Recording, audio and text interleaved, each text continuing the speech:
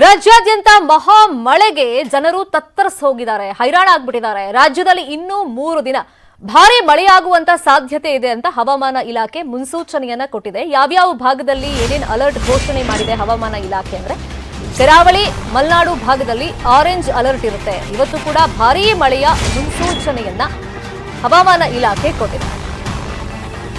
ಕರಾವಳಿ ಭಾಗ ಅಂದ್ರೆ ದಕ್ಷಿಣ ಕನ್ನಡ, ಉಡುಪಿ, ಉತ್ತರ ಕನ್ನಡದಲ್ಲಿ ಭಾರಿ ಮಳೆಯಾಗುತ್ತೆ ಅಂತ. ಇನ್ನು ಮಲೆನಾಡು ಭಾಗ ಚಿಕ್ಕಮಗಳೂರು, ಶಿವಮೊಗ್ಗ, ಈ ಕಡೆ ಕೊಡಗು, ಮಡಿಕೇರಿ ಭಾಗದಲ್ಲೂ ಭಾರಿ ಮಳೆ ಆಗುತ್ತೆ ಅಂತ ಹವಾಮಾನ ಇಲಾಖೆ ಹೇಳಿದೆ. ವ್ಯಾಪಕ ಮಳೆಯಾಗುವಂತ ನಿರೀಕ್ಷೆಗಳಿದೆ ಅಂತ.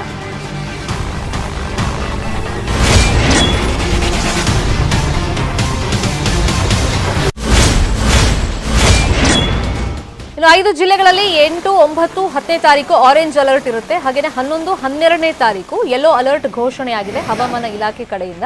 ಇನ್ನು 3 ದಿನ 115ರಿಂದ 204 ಮಿಲಿಮೀಟರ್ನಷ್ಟು ಮಳೆ ಆಗುವಂತ ಸಾಧ್ಯತೆ ಇದೆ ಅಂತ ಹೇಳಿ ಹವಾಮಾನ ಇಲಾಖೆ ಈಗ ಎಚ್ಚರಿಕೆಯನ್ನ ಕೊಟ್ಟಿದೆ. ಆಲ್ರೆಡಿ ಕಳೆದ 2-3 ದಿನಗಳಿಂದ ಮಳೆಯ ಪ್ರಮಾಣವನ್ನು ಗಮನಿಸ್ತಾ ಇದ್ದೀವಿ. ಮತ್ತೆ ಜನ ಇದೀಗ ಹೈರಾಣ ಆಗಿ ಹೋಗಿದ್ದಾರೆ. ಹಾಗಂತ ಮಳೆ ಇಷ್ಟು ಪ್ರಮಾಣದಲ್ಲಿ ಯಾಕೆ ಬಂತು ಅಂತ ನಾವು ಕೇಳಕ್ಕಾಗಲ್ಲ. ಅಂದರೆ ಮಳೆ ಬರಲಿಲ್ಲ ಅಂದ್ರೂ ಕಷ್ಟ, ಅದು ಅತಿಯಾದ್ರೂ ಕಷ್ಟ.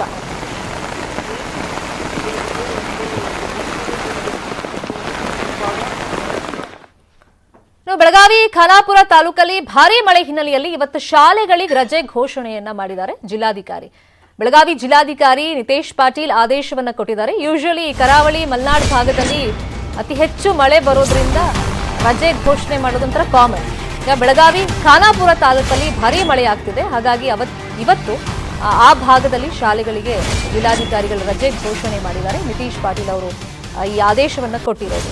ಪ್ರಾಥಮಿಕ ಪ್ರೌಢಶಾಲೆಗಳಿಗೆ ಇವತ್ತು ರಜೆ ಘೋಷಣೆಯಾಗಿದೆ. ಬೆಳಗಾವಿ ಖಾನಾಪುರ ತಾಲೂಕಿನ ಶಾಲೆಗಳಿಗೆ ಈ ರಜೆ ಅಂದ್ರೆ ಈ ಆದೇಶ ಅನ್ವಯ ಆಗುತ್ತೆ. ಇವತ್ತು ಬೆಳಗ್ಗೆಯಿಂದ ಸಾಕಷ್ಟು ಪ್ರಮಾಣದಲ್ಲಿ ಅಲ್ಲಿ ಮಳೆ ಬರ್ತಾ ಇದೆ. ಹಾಗಾಗಿ ಈ ಆದೇಶವನ್ನ ಡಿಸಿ ಕೊಟ್ಟಿದ್ದಾರೆ.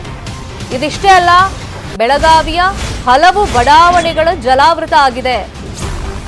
ಜಯನಗರ, ಅಶೋಕ್ ನಗರ, ವೀರಭದ್ರನಗರ ಬೆಳಗಾವಿ ಭಾಗದಲ್ಲಿ ಮುಳುಗಡೆಯಾಗಿದೆ. ನೀರು ನುಗ್ಗಿ ಬಡಾವಣೆ ನಿವಾಸಿಗಳು ಈಗ ತೀವ್ರ ಪರದಾಟವನ್ನು ಪಡ್ತಾ ಇದ್ದಾರೆ. ಬೆಳಗಾವಿಯಲ್ಲಿ ಬೆಳಗ್ಗೆಯಿಂದ ಸಾಕಷ್ಟು ಪ್ರಮಾಣದಲ್ಲಿ ಮಳೆ ಆಗ್ತಾ ಇದೆ. ದೃಶ್ಯದಲ್ಲಿ ತೋರಿಸ್ತಾ ಇದ್ದೀವಿ. ಇನ್ನೊಂದು ಕಡೆ ನೋಡಿ, ಅಲ್ಲಿರುವಂತಹ ಜಯನಗರ, ಅಶೋಕ್ ನಗರ, ವೀರಭದ್ರನಗರ, ಸೊ ಇವೆಲ್ಲ ಬಡಾವಣೆಗಳು ಈಗ ಮುಳುಗಡೆಯಾಗಿದೆ. ಜನ ಇದೀಗ ಪರದಾಟ ಪಡ್ತಾ ಇದ್ದಾರೆ. ಜೊತೆಗೆ ಅಧಿಕಾರಿಗಳ ವಿರುದ್ಧ ಆಕ್ರೋಶನೂ ವ್ಯಕ್ತಪಡಿಸ್ತಾ ಇದ್ದಾರೆ. ಇದೇ ವಿಚಾರವಾಗಿ ಮತ್ತಷ್ಟು ಮಾಹಿತಿಯನ್ನು ಕೊಡೋದಕ್ಕೆ ನೇರ ಸಂಪರ್ಕದಲ್ಲಿ ಕನೆಕ್ಟೆಡ್ ಇದ್ದಾರೆ ನಮ್ಮ ರಿಪೋರ್ಟರ್ ಚಂದ್ರಕಾಂತ್ ಸುಗಂಧಿ. ಒಂದು ಕಡೆ ಖಾನಾಪುರ ಭಾಗದಲ್ಲಿ ಶಾಲೆಗಳಿಗೆ ರಜೆ ಘೋಷಣೆಯಾಗಿದೆ, ಡಿಸಿ ರಜೆ ಅನೌನ್ಸ್ ಮಾಡಿದ್ದಾರೆ. ಇನ್ನೊಂದು ಕಡೆ ಸಾಕಷ್ಟು ಬಡಾವಣೆಗಳಿಗೆ ನೀರು ನುಗ್ಗಿ ಜನರಿಗೆ ಸಂಕಷ್ಟ ಆಗ್ತಿದೆ. ಸುಮಾರು ಎಷ್ಟು ಬಡಾವಣೆಗೆ ನೀರು ನುಗ್ಗಿದೆ, ಅಲ್ಲಿನ ಪರಿಸ್ಥಿತಿ ಹೆಂಗಿದೆ?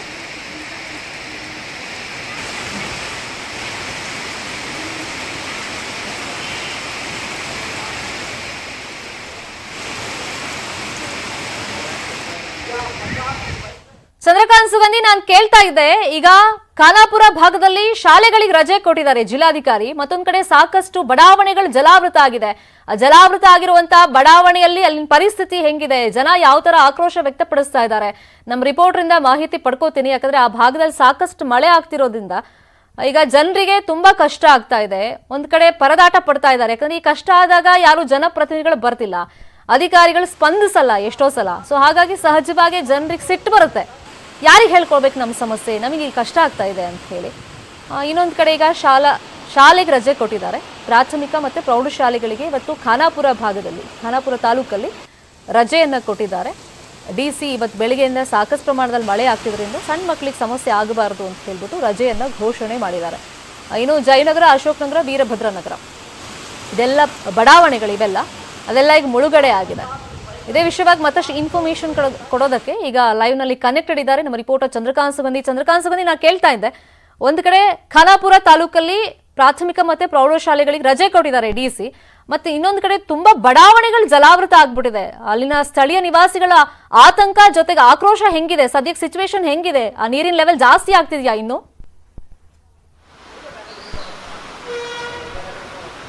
ಶರ್ಮಿತಾ ಶೆಟ್ಟಿ, ನಿನ್ನೆ ರಾತ್ರಿಯಿಂದ ಬೆಳಗಾವಿಯಲ್ಲಿ ಭಾರಿ ಪ್ರಮಾಣದ ಮಳೆ ಆಗ್ತಿದೆ. ಮಳೆ ಎಷ್ಟು ಮಟ್ಟಿಗಿದೆ ಅಂತಂದ್ರೆ ಬೆಳಗಾವಿಯ ಅನೇಕ ಬಡಾವಣೆಗಳಿಗೆ ನೀರು ನುಗ್ಗಿರ್ತಕ್ಕಂಥದ್ದು, ಜನಜೀವನ ಸಂಪೂರ್ಣವಾಗಿ ಅಸ್ತವ್ಯಸ್ತಗೊಂಡಿದೆ. ತಗ್ಗು ಪ್ರದೇಶಗಳಲ್ಲಿ ಏನು ನೀರು ಆವರಿಸಿದ್ದು ಬೆಳಗಾವಿಯ ವೀರಭದ್ರನಗರ, ಜಯನಗರ ಹಾಗೆ ಬೆಳಗಾವಿ NH4 ಬಳಿ ಏನು ನೀರು ನುಗ್ಗಿ ಅವಾಂತರ ಸೃಷ್ಟಿಯಾಗಿರ್ತಕ್ಕಂಥದ್ದು. ಸದ್ಯ ಏನು ಮಳೆ 1 ಗಂಟೆ ಬಿಡು ಕೊಟ್ಟಿದ್ರಿಂದ ಸ್ವಲ್ಪ ಪ್ರಮಾಣದಲ್ಲಿ ನೀರು ಇಳಿದು ಹೋಗಿದೆ. ಏನು ಅಲ್ಲಿನ ಸ್ಥಳೀಯ ನಿವಾಸಿಗಳು ಪರದಾಡುವಂಥ ಸ್ಥಿತಿ ಈಗ ಸದ್ಯ ಬೆಳಗಾವಿ ನಿರ್ಮಾಣವಾಗಿರ್ತಕ್ಕಂಥದ್ದು. ಮತ್ತೊಂದು ಕಡೆ ಇವತ್ತು ಏನು ಮಳೆಯ ಆರ್ಭಟದಿಂದಾಗಿ ಬೆಳಗಾವಿ ಮತ್ತು ಖಾನಾಪುರ ತಾಲೂಕಿನ ಪ್ರಾಥಮಿಕ ಮತ್ತು ಪ್ರೌಢಶಾಲೆಗಳಿಗೆ ಬೆಳಗಾವಿ ಜಿಲ್ಲಾಧಿಕಾರಿ ನಿತೀಶ್ ಪಾಟೀಲ್ ರಜೆಯನ್ನ ಘೋಷಣೆ ಮಾಡಿದ್ದಾರೆ. ಒಟ್ಟಾರೆ ಇವತ್ತು ನಿನ್ನೆ ರಾತ್ರಿಯಿಂದ ಏನು ಮಳೆ ಆರಂಭವಾಗಿದೆ, ಇದರಿಂದ ಸಾಕಷ್ಟು ಬೆಳಗಾವಿಯಲ್ಲಿ ಹಾನಿ ಸಂಭವಿಸಿದೆ. ಅದೇ ರೀತಿ ಜನಸಾಮಾನ್ಯರು ಪರದಾಡುವಂಥ ಸ್ಥಿತಿ ನಿರ್ಮಾಣವಾಗಿದೆ. ಇವತ್ತು ಬೆಳಗ್ಗೆಯಿಂದ ಏನು ಮಳೆ ಸುರಿತಾ ಇದೆ, ಮನೆಯಿಂದ ಹೊರಬರುವಂಥ ಸ್ಥಿತಿ ಸದ್ಯ ನಿರ್ಮಾಣವಾಗಿರ್ತಕ್ಕಂಥದ್ದು. ಹೀಗಾಗಿ ಶಾಲೆಗಳಿಗೆ ಏನು ಜಿಲ್ಲಾಧಿಕಾರಿ ರಜೆಯನ್ನು ಕೊಟ್ಟಿದ್ದಾರೆ. ಜೊತೆಗೆ ಬಡಾವಣೆಗಳಿಗೆ ನೀರು ನುಗ್ಗಿದೆ. ಅಲ್ಲಿ ಏನು ಸ್ಥಳೀಯ ಪಾಲಿಕೆ ಸದಸ್ಯರು ಮತ್ತು ಅಧಿಕಾರಿಗಳು ಭೇಟಿ ನೀಡಬೇಕು ಅಂತೇಳಿ ಸ್ಥಳೀಯರ ಆಗ್ರಹವಾಗಿರ್ತಕ್ಕಂಥದ್ದು. ಏನು ಪ್ರತಿ ಬಾರಿ ಮಳೆ ಬಂದ ಸಂದರ್ಭದಲ್ಲಿ ವೀರಭದ್ರ ನಗರದ 6ನೇ ಕ್ರಾಸ್ನಲ್ಲಿ ನೀರು ಬಂದು ಅವಾಂತರ ಸೃಷ್ಟಿಯಾಗುತ್ತೆ. ಏನು ಬೆಳಗ್ಗೆ 9 ಗಂಟೆವರೆಗೂ ಕೂಡ ಮಳೆ ವ್ಯಾಪಕವಾಗಿ ಮಳೆ ಇತ್ತು. ಹೀಗಾಗಿ ನೀರು ಬಂದಿದ್ದರಿಂದ ಏನು ಅವಾಂತರ ಸೃಷ್ಟಿಯಾಗಿತ್ತು. ಬಳಿಕ ಈಗ ನೀರು ಕಡಿಮೆಯಾಗಿದೆ. ಅದೇ ರೀತಿ ಬಳ್ಳಾರಿ ನಾಲಾ ಮತ್ತೆ ಉಕ್ಕಿ ಹರಿತಾ ಇರೋದ್ರಿಂದ ನೂರಾರು ಎಕರೆ ಪ್ರದೇಶದಲ್ಲಿ ಬೆಳೆದಂಥ ಏನು ಭತ್ತ ಮತ್ತು ಇತರ ಬೆಳೆಗಳು ಈಗಾಗಲೇ ಜಲಾವೃತಗೊಂಡಿವೆ.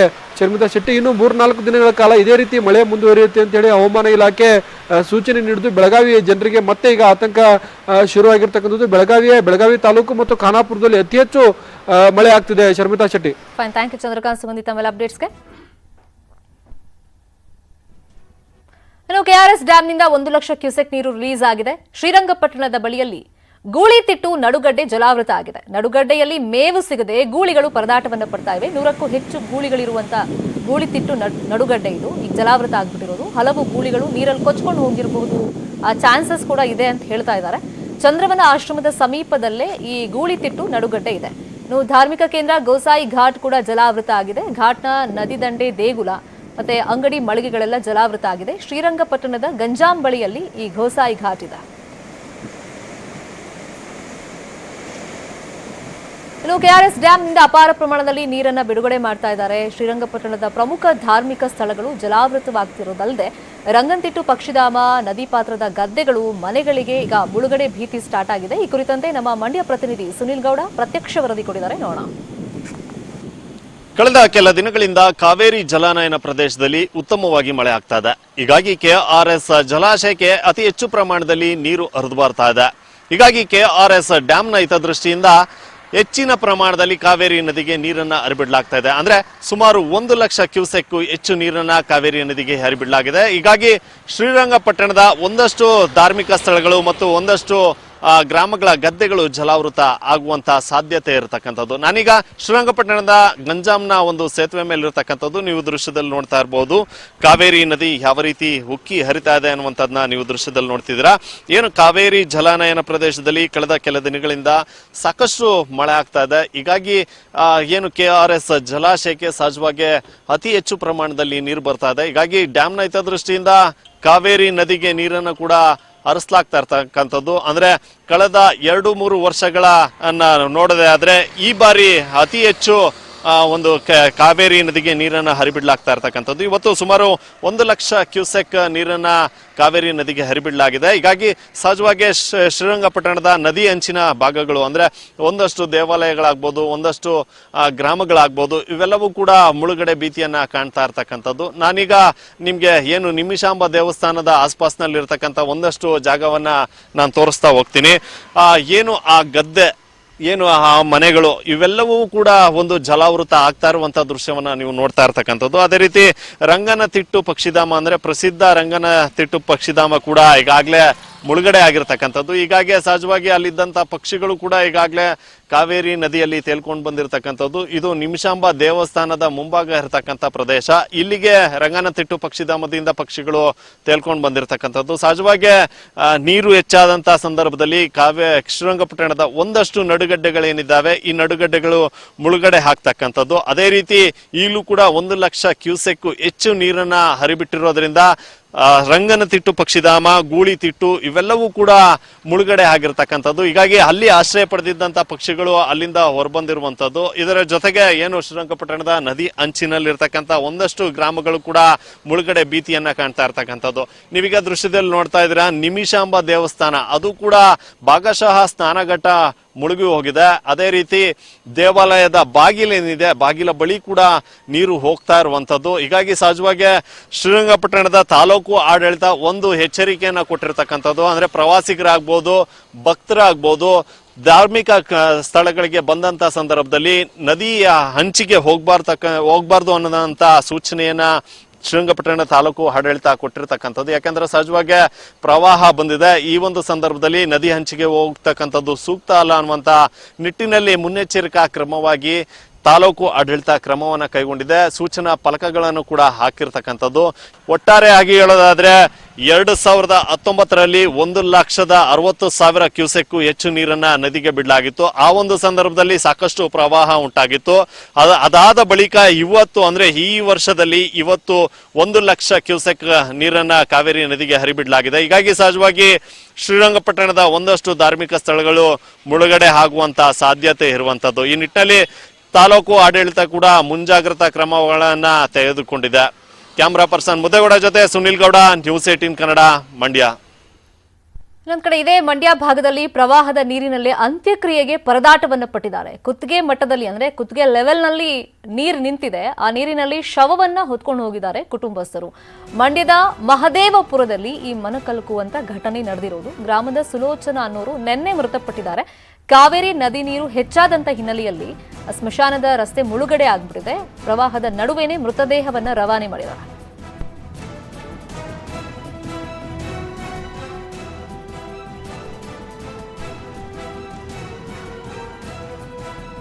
ಮಂಡ್ಯದಲ್ಲಿ ಪ್ರವಾಹದ ನೀರಿನಲ್ಲೇ ಅಂತ್ಯಕ್ರಿಯೆಗೆ ಈ ತರ ಪರದಾಟವನ್ನ ಪಟ್ಟಿರೋದು ದೃಶ್ಯದಲ್ಲೂ ನಾವು ನೋಡ್ತಾ ಇದೀವಿ. ಆಲ್ಮೋಸ್ಟ್ ಕುತ್ತಿಗೆ ಲೆವೆಲ್ ತನಕ ಕಾವೇರಿ ನದಿ ನೀರಲ್ಲಿ ಲೆವೆಲ್ ಇದೆ, ನೀರಿನ ಮಟ್ಟ ಇದೆ. ಮಂಡ್ಯದ ಮಹದೇವಪುರದಲ್ಲಿ ಈ ತರ ಮನಕಲಕುವಂತ ಘಟನೆ ನಡೆದಿರೋದು. Welcome back. ಬೆಂಗಳೂರಿನ ಪ್ರತಿಷ್ಠಿತ ಪಬ್ನಲ್ಲಿ ಹೊಡೆದಾಟ ಆಯ್ತಾ? ಕಿರುತೆರೆ ನಟ ಸುನಾಮಿ ಕಿಟ್ಟಿ ವಿರುದ್ಧ ಹಲ್ಲೆ ಮಾಡಿರುವಂತ ಆರೋಪ ಕೇಳಿ ಬಂದಿದೆ. ಕಿಟ್ಟಿ ಸ್ನೇಹಿತ ಚೇತನ್ ಗೌಡ ಮೇಲೂ ಕೂಡ ಈಗ ದೂರು ದಾಖಲಾಗಿದೆ, ಎಫ್ಐಆರ್ ಆಗಿದೆ.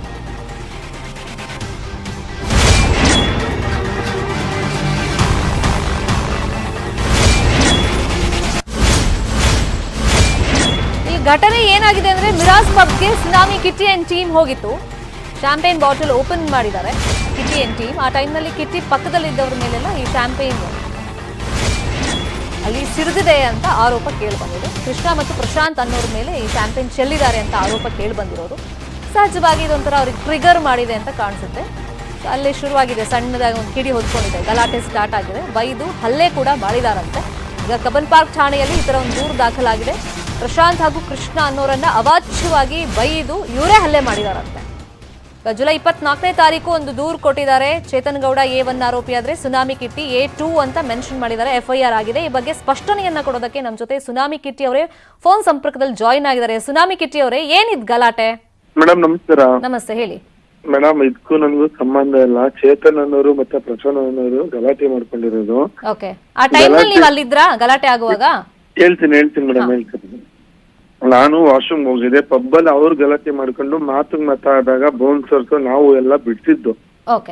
ಬರ್ತಾಯ್ತಾ? ಚೇತನ್ ಅವ್ರು ಗಲಾಟೆ ಆದ್ಮೇಲೆ ನನ್ಗೂ ಅದಕ್ಕೂ ಸಂಬಂಧನೇ ಇಲ್ಲ. ಫಸ್ಟ್ ಆಫ್ ಆಲ್ ನನ್ನ ಹೆಸರು ಏನಕ್ಕೆ ಬರ್ತಿದೆ ಅಂದ್ರೆ ನಂಗೆ ಆಗಿರೋದು 24ನೇ ತಾರೀಕು 23ನೇ ತಾರೀಕು. ಇವತ್ತು ಏನಕ್ಕೆ ಬರ್ತಿದೆ ಅಂತ ಗೊತ್ತಾಗ್ತಿಲ್ಲ ಮೇಡಮ್ ನನ್ಗಂತೂ.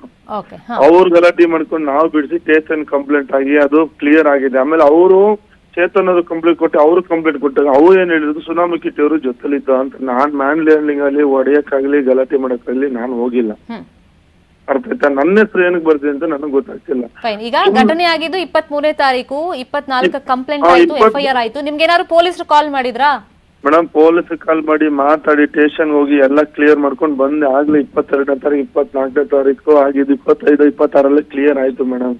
ಕ್ಲಿಯರ್ ಅಂದ್ರೆ ಹೆಂಗೆ? ಅವ್ರ ಕಂಪ್ಲೇಂಟ್ ವಾಪಸ್ ತಗೊಂಡ್ರ ಅಥವಾ ಕೇಸ್ ಕಂಪ್ಲೇಂಟ್ ವಾಪಸ್ ತಗೊಂಡು ಸ್ಟೇಷನ್ ಬೇಲ್ ಆಗಿ ಅವ್ರಿಗೂ ನಮಗೂ ಸಂಬಂಧ ಇಲ್ಲ ಅಂತ ಎಲ್ಲ ಮಾತುಕತೆ ಆಗಿ ಅವತ್ತೇ ಬಂದಾಯ್ತು ಮೇಡಮ್.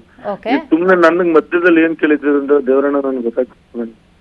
ಏನಕ್ಕೆ ಈಗ ನಿಮ್ ಹೆಸರು ಈ ತರ ಬರ್ತಾ ಇದೆ ಅಂತ ಅನ್ಸುತ್ತೆ? ಈಗ ಇಷ್ಟೆಲ್ಲ ಪ್ರೋಸೆಸ್ ಮುಗ್ದೋಗಿದೆ ಅಂತ ನೀವೇ ಹೇಳಿದ್ರೆ. ಎಲ್ಲ ಮುಗ್ದೋಗಿದೆ ಮೇಡಮ್, ಅದಕ್ಕೂ ನನ್ಗೂ ಸಂಬಂಧನೇ ಇಲ್ಲ. ಇವಾಗ್ಲೂ ಪಬ್ಲಿಕ್ ಟಿವಿವರೆಗೂ ಮಾತಾಡಿದ್ದೀನಿ ನಾನು. ಇವಾಗ ತಾನೇ ಜಸ್ಟ್ ಅವ್ರಿಗೂ ಜಸ್ಟಿಫೈ ಮಾಡಿದ್ದೀನಿ, ಎಲ್ಲ ಚಾನಲ್ಗೂ ಮಾತಾಡಿದೆ. ನನಗೂ ಅದಕ್ಕೂ ಸಂಬಂಧ ಇಲ್ಲ. ದಯವಿಟ್ಟು ನಾನು ಮಧ್ಯೆ ಕೇಳಿಬಿಡಿ.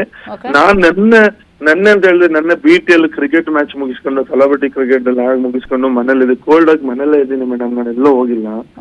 ಅದಕ್ಕೂ ನನ್ಗೂ ಸಂಬಂಧ. ದಯವಿಟ್ಟು ನನ್ನ ಸುಮ್ನೆ ನನ್ನ ಪಾಡು ನಾನು ಇರೋಕ್ಕೆ ಬಿಟ್ರೆ ಒಳ್ಳೇದು.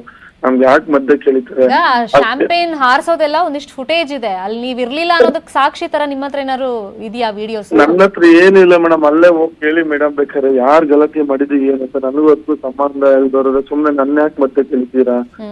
ಪೊಲೀಸ್ ಹತ್ರನು ಹಂಗೆ ಹೇಳಿದ್ರ ನೀವು? ಯಾಕಂದ್ರೆ ನೀವೇನೋ ಪೊಲೀಸ್ ಸ್ಟೇಷನ್ ಹೋಗಿ ನಾನೇ ಖುದ್ದಾಗಿ ಮಾತಾಡ್ಕೊಂಡು ಪೊಲೀಸರ್ಗೂ ಹೇಳ್ಬಿಟ್ಟು ಬಂದಿದ್ದೀನಿ ಮೇಡಮ್. ಇದಕ್ಕೂ ನನಗೂ ಸಂಬಂಧ, ದಯವಿಟ್ಟು ನನಗೆ ಮತ್ತೆ ಕೇಳಿಬಿಡಿ ಸರ್ ಅಂತ ಸ್ಟೇಷನ್ ಬೆಲ್ ಎಲ್ಲ ಮಾಡಿಸಿ ಅವ್ರ ಚೇತನ್ ಅವ್ರನ್ನ ಕರ್ಕೊಂಡು ಹೋಗಿ ಹೇಳ್ಬಿಟ್ಟು ಬಂದಿದ್ದೀನಿ. ಅವ್ರ ಆಪೋಸಿಟ್ ಅವರು ಸುನಾಮಿ ಕಿಟ್ಟಿನೂ ಇದ್ದಂತ ಹೇಳಿರೋದು, ಸುನಾಮಿ ಕಿಟ್ಟಿ ಹೊಡೆದ ಅಂತ ಕಂಪ್ಲೇಂಟ್ ಹಾಕಿಲ್ಲ ಮೇಡಮ್. ಹಾಗಿದ್ರೆ ನಾವು ಅರೆಸ್ಟ್ ಆಗ್ಬೇಕಾಗಿತ್ತಲ್ಲ ಮೇಡಮ್. ಓಕೆ, ಆ ಟೈಮಲ್ಲಿ ನೀವಿದ್ರಿ, ಬಟ್ ಇದಕ್ಕೂ ನಿಮಗೂ ಸಂಬಂಧ ಇಲ್ಲ. ನನಗೂ ಅದಕ್ಕೂ ಸಂಬಂಧ ಇಲ್ಲ ಮೇಡಮ್. ದಯವಿಟ್ಟು ನನ್ನ ಮಧ್ಯೆ ಕೇಳಕ್ ಹೋಗ್ಬಿಡಿ ಮೇಡಮ್ ಪ್ಲೀಸ್. ನನ್ನ ಪಾಡು ನಾನು ಇದ್ದೀರಿ, ಏನೋ ಮಾಡ್ಕೊಂಡು ಹೊಟ್ಟೆ ಪಟ್ಟು ನಾವೇನಕ್ಕೆ ಅದ್ ಮಾಡೋಣ ಹೇಳಿ ಮೇಡಮ್. ಅದಕ್ಕೆ ನಿಮ್ ಕ್ಲಾರಿಫಿಕೇಶನ್ ತಗೊಳಕ್ಕೆ ಈಗ ನಿಮ್ಗೊಂದು ಅವಕಾಶ ದಯವಿಟ್ಟು. ಥ್ಯಾಂಕ್ ಯು ಸುನಾಮಿ ಕಿಟ್ಟಿ ಅವರೇ ನಮ್ ಜೊತೆ ಮಾತಾಡಿದಕ್ಕೆ. Welcome back. ಕರಾವಳಿ ಭಾಗದಲ್ಲಿ ಆದಂತ 3 ಮರ್ಡರ್ ಬ್ಯಾಕ್ ಟು ಬ್ಯಾಕ್ ಏನಾಗಿತ್ತು, ಅದ್ರ ಮೇಲೆ ಈಗ ಅನುಮಾನಗಳು ಜಾಸ್ತಿ ಆಗ್ತಾ ಇದೆ. ಈಗ PFI ಕಚೇರಿಯಲ್ಲೇ ಪ್ರವೀಣ್ ಕೊಲೆಗೆ ಸಂಚಿನ ಅನುಮಾನ ವ್ಯಕ್ತವಾಗ್ತಾ ಇದೆ. PFI ಕಚೇರಿಯಲ್ಲಿ ಪೊಲೀಸರಿಂದ ಮಹಜೂರಾಗಿದೆ. ಸುಳ್ಯದ PFI ಕಚೇರಿಯಲ್ಲಿ ಮಹಜೂರು ಮಾಡಿದ್ದಾರೆ. ಆರೋಪಿಗಳಿಬ್ಬರನ್ನ ಅಲ್ಲಿ ಕರ್ಕೊಂಡು ಹೋಗಿದ್ರು. ವಿಚಾರಣೆ ಸಂದರ್ಭದವ್ರು ಹೇಳಿರ್ತಾರೆ ಎಲ್ಲೆಲ್ಲಿ ಪ್ಲಾನ್ ಮಾಡಿದ್ವಿ ಅಂತೆಲ್ಲ. ಆ ಆಧಾರದ ಮೇಲೆ PFI ಕಚೇರಿಗೂ ಕರ್ಕೊಂಡ್ ಬಂದಿದ್ದಾರೆ. ಕರ್ಕೊಂಡ್ಬಂದಲ್ಲಿ ಸ್ಥಳ ಮಹಜೂರು ಮಾಡಿದ್ದಾರೆ. ನೌಫಾಲ್ ಮತ್ತೆ ಅಬೀದ್ರನ್ನ ಕರ್ಕೊಂಡ್ ಬಂದು ವಿಚಾರಣೆಯನ್ನ ಮಾಡಿದ್ದಾರೆ. ಸೊ ಅವರಿಬ್ರು ಈ ಹೆಸರನ್ನು ಹೇಳಿದ್ದಾರೆ. ಅಂದ್ರೆ ನಾವ್ ಎಲ್ಲ ಆಫೀಸ್ಗೆ ಹೋಗಿದ್ವಿ, ಎಲ್ಲಿ ಕುತ್ಕೊಂಡಿದ್ವಿ, ಮಾತಾಡಿದ್ವಿ ಅಂತೆಲ್ಲ ವಿಚಾರಣೆ ಸಂದರ್ಭದಲ್ಲಿ ಹೇಳಿದಾಗ PFI ಕಚೇರಿ ಬಗ್ಗೆನೂ ಅಲ್ಲಿ ಪ್ರಸ್ತಾಪ ಮಾಡಿದ್ದಾರೆ. ಅಲ್ಲೇ ಕುತ್ಕೊಂಡು ಪ್ಲಾನ್ ಮಾಡಿದ್ದಾರೆ ಅಂತ ಅನುಮಾನಗಳೀಗ ಬರ್ತಾ ಇದೆ. ಹಾಗಾಗಿ ಮಾಹಿತಿಯನ್ನ ಈಗ ಪೊಲೀಸರು ಕಲೆ ಹಾಕ್ತಾ ಇದ್ದಾರೆ. ಸುಳ್ಯದ ಗಾಂಧಿನಗರದ ಅಲೆಟ್ಟಿ ರಸ್ತೆಯಲ್ಲಿ ಈ ಕಚೇರಿ ಇದೆ, ಆಫೀಸ್ ಇದೆ. ಸುಳ್ಯದ PFI ಕಚೇರಿಯಲ್ಲಿ ಮೀಟಿಂಗ್ ಮಾಡಿ ಹತ್ಯೆ ಸಂಬಂಧ ಚರ್ಚೆ ಮಾಡಿದ್ದಾರೆ ಅನ್ನೋ ರೀತಿಯಲ್ಲಿ ಆರೋಪಗಳು ಕೇಳಿ ಬಂದಿದೆ. ಕ್ಷಣದ ಮಾಹಿತಿಯನ್ನ ADGP ಅಲೋಕ್ ಕುಮಾರ್ ಅವರು ಈ ಬಗ್ಗೆ ಪಡ್ಕೊಳ್ತಾ ಇದ್ದಾರೆ. ಈಗ ಮೇಲ್ನೋಟ ಕಾರಣ ಇದನ್ನು ವ್ಯಾಪಾರ ದೃಷ್ಟಿಯಿಂದ ಏನೋ ಕೋಳಿ ಅಂಗಡಿ ಮಾಡ್ಕೊಂಡಿದ್ರು, ಹಾಗಾಗಿ ಆ ವ್ಯಾಪಾರದ ಜಿದ್ದಿನಿಂದ ಹಿಂಗಾಯ್ತು ಅಂತ ಹೇಳಿದ್ರು ಕೂಡ ಅಸಲಿ ಕಾರಣ ಏನು ಅನ್ನೋದ್ರ ಬಗ್ಗೆ ಈಗ ತನಿಖೆ ನಡೀತಾ ಇದೆ. ಇದೇ ವಿಷಯವಾಗಿ ಮತ್ತಷ್ಟು ಮಾಹಿತಿಯನ್ನು ಕೊಡೋದಕ್ಕೆ ಫೋನ್ ಸಂಪರ್ಕದಲ್ಲಿ ಕನೆಕ್ಟ್ ಇದ್ದಾರೆ ನಮ್ಮ ರಿಪೋರ್ಟರ್ ಅಜಿತ್. ಈಗ ಎಲ್ಲಿ ಕುತ್ಕೊಂಡು ಪ್ಲಾನ್ ಮಾಡಿದ್ರು ಅಂತ ಕೇಳಿದಾಗ PFI ಕಚೇರಿ ಅಂತ ಹೇಳಿದ್ದಾರೆ ಅಂತ ಗೊತ್ತಾಗಿದೆ. ಅಲ್ಲೇ ಕುತ್ಕೊಂಡು ಸಂಚ್ ಮಾಡಿರಬಹುದು ಅಂತ ಅನುಮಾನಗಳಿದೆ. ಈಗ ನಿಮ್ಗೆ ಏನೇನು ಇನ್ಫಾರ್ಮೇಶನ್ ಸಿಕ್ಕಿದೆ ಪೊಲೀಸ್ ಡಿಪಾರ್ಟ್ಮೆಂಟ್ ಕಡೆಯಿಂದ? ಮಾಹಿತಿ ಪ್ರಕಾರ ಪೊಲೀಸರು ಈಗಾಗಲೇ ಸುಳ್ಯದ ಗಾಂಧಿನಗರದಲ್ಲಿರುವಂತಹ PFI ಕಚೇರಿಯನ್ನು ಈಗಾಗಲೇ ಅಜಿತ್, ಕ್ಲೀನ್ ಆಗಿ ನಿಮ್ ವಾಯ್ಸ್ ರೀಚ್ ಆಗ್ತಾ ಇಲ್ಲ, ಮತ್ತೆ ಕನೆಕ್ಟ್ ಮಾಡ್ತೀವಿ. PFI ಕಚೇರಿಯಲ್ಲೇ ಪ್ರವೀಣ್ ಕೊಲೆಗೆ ಸಂಚು ನಡೆದಿತ್ತು ಅನ್ನೋ ಅನುಮಾನಗಳು ವ್ಯಕ್ತವಾಗಿದೆ. ಯಾಕಂದ್ರೆ ಆರೋಪಿಗಳಿಬ್ಬರನ್ನ ಈಗ ವಿಚಾರಣೆಗೆ ಒಳಪಡಿಸಿದಾಗ ಅವರು ಸುಳ್ಯದ PFI ಕಚೇರಿಯಲ್ಲಿ ಮೀಟಿಂಗ್ ಮಾಡಿರೋದ್ರ ಬಗ್ಗೆ ಎಲ್ಲ ಬಾಯ್ ಬಿಟ್ಟಿದ್ದಾರೆ, ಚರ್ಚೆ ಮಾಡಿದ್ರು ಅಲ್ಲೇ ಅಂತ ಹೇಳಿದ್ದಾರೆ ಪೊಲೀಸರು ಮುಂದೆ ಅಂತ ಗೊತ್ತಾಗಿದೆ. ಈಗ ಆರೋಪನೂ ಕೇಳಿ ಬಂದಿರೋದ್ರಿಂದ ಈ ಬಗ್ಗೆ ಕ್ಷಣದ ಮಾಹಿತಿಯನ್ನ ADGP ಅಲೋಕ್ ಕುಮಾರ್ ಅವರು ಪಡ್ಕೊಳ್ತಾ ಇದ್ದಾರೆ. ನೋಯ್ಡಾದಲ್ಲಿ ಮಹಿಳೆ ಮೇಲೆ ಹಲ್ಲೆ ಪ್ರಕರಣ ಸಂಬಂಧ ಬಿಜೆಪಿ ನಾಯಕನ ವಿರುದ್ಧವೇ ಬುಲ್ಡೋಸರ್ ಅಸ್ತ್ರ ಪ್ರಯೋಗ ಆಗಿರೋದು. ಶ್ರೀಕಾಂತ್ ತ್ಯಾಗಿ ವಿರುದ್ಧ ಬುಲ್ಡೋಸರ್ ಅಸ್ತ್ರ ಪ್ರಯೋಗ ಆಗಿರೋದು. ಗೂಂಡಾಗಿರಿ ಕೇಸನ್ನ ಪೊಲೀಸರು ದಾಖಲು ಮಾಡಿಕೊಂಡಿದ್ರು. ಇವತ್ತು ತ್ಯಾಗಿ ಮನೆ ನೆಲಸಮ ಕಾರ್ಯಾಚರಣೆ ನಡೀತಾ ಇದೆ. ನೋಯ್ಡಾದಲ್ಲಿ ಅಧಿಕಾರಿಗಳಿಂದ ಮನೆಯನ್ನ ನೆಲಸಮ ಮಾಡ್ತಾ ಇದ್ದಾರೆ. ಯೋಗಿ ಆದಿತ್ಯನಾಥ್ ಸರ್ಕಾರದಿಂದ ಈ ದಿಟ್ಟ ಕ್ರಮ ಆಗಿರೋದು.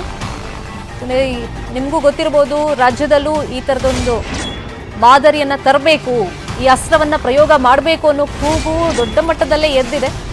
ಯೋಗಿ ಆದಿತ್ಯನಾಥ್ ಸರ್ಕಾರದಿಂದ ಈಗ ದಿಟ್ಟ ಕ್ರಮ ಆಗಿದೆ. ರೌಡಿಸಂ ದರ್ಪ ಸಹಿಸಲ್ಲ ಅನ್ನೋ ಸಂದೇಶವನ್ನ ರವಾನೆ ಮಾಡಿದ್ದಾರೆ.